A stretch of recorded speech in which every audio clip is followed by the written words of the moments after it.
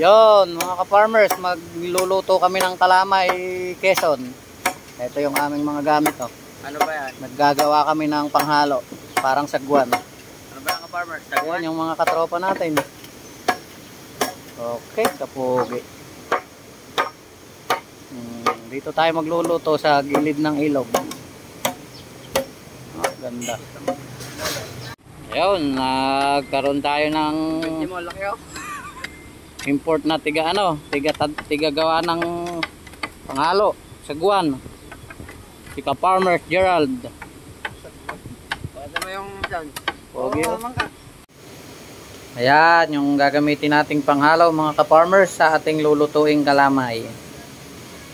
Okay na yan. Babrasin na lang natin mamaya pag magluluto na. Kamukha siya ng sagwa ng mga bangka, mga ka-farmers.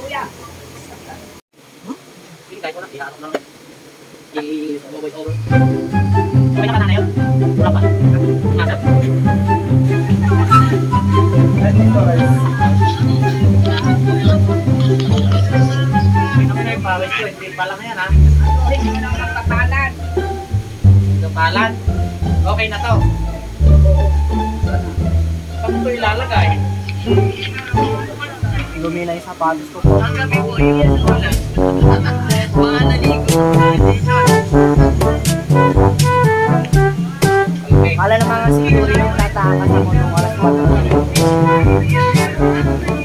sa palabas sa kami.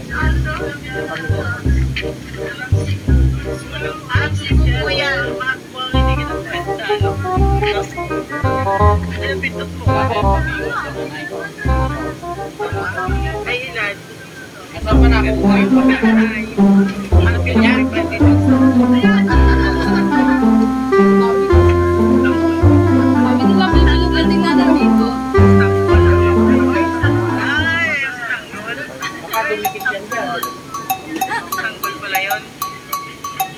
Bate. Masama yun. Masama yung magbabate. Mindoro.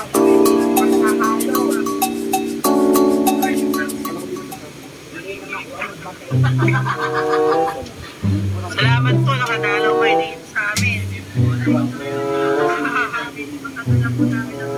Oo, kasi nung gabi na pupunta kami ng dito na kayo. Ano manay? Ha? Malapit lang si Jason eh. Ha?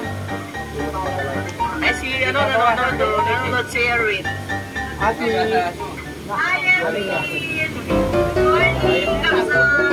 oo, yung ulo niya. Ano si Ate? Hindi naman naligo ah.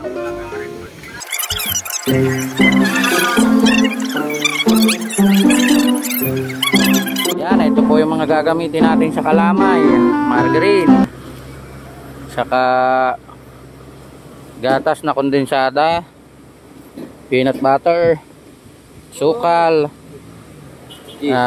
cheese, vanilla extract at saka yung gata. Ayan.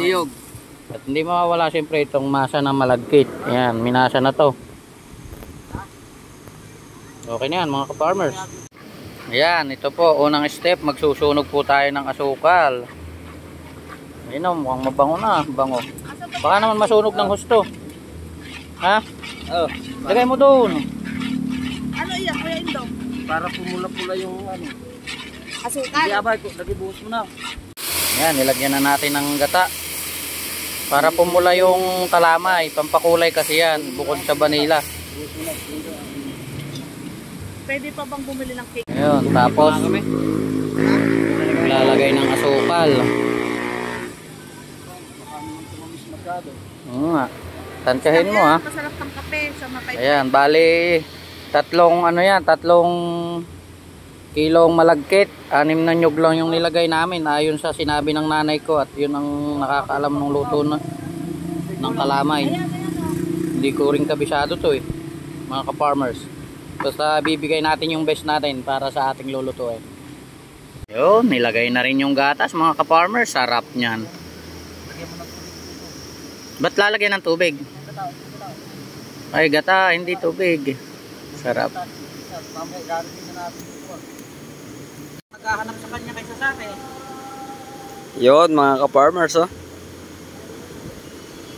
Naghahalo na. Wala bang ilaw? Wala. Ha? Kaya lang pangit ka naman kumuha, putol naman yung... Ay, naririnig nga pala, ano? Tayo, nagluluto tayo ng kalamay.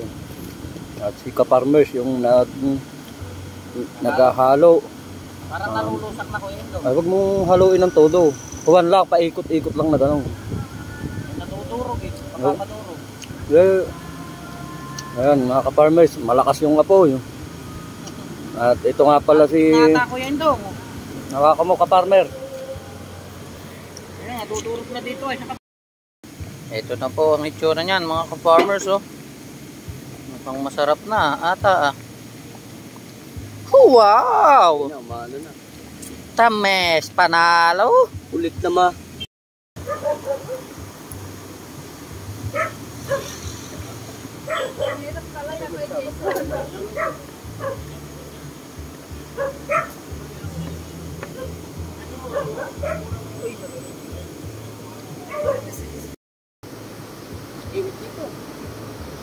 Nakasasakit namin ng amoy.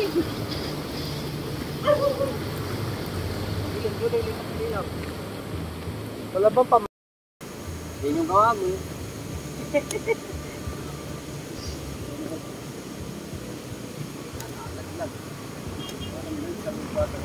Ay, halo pala ka.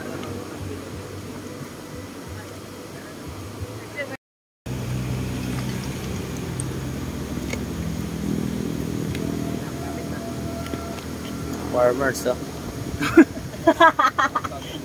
Wala tayo sa ano. Aray, nagkuha ka mantika. Ay, pakali yung mantika raw. Tama na, no, muna. Hindi mo naman makakalo kung basta-basta pagka hindi ka. Kaya mag-ano siya nagsama sa... Ayya! Ayya! Ayang! Ikunin mo, pwede ba yun yung ibaba? Kapag nalalaglag na pawis ko dyan. Pang kumunog. Hindi na halata ito. Pampasarap mga yun. Asin.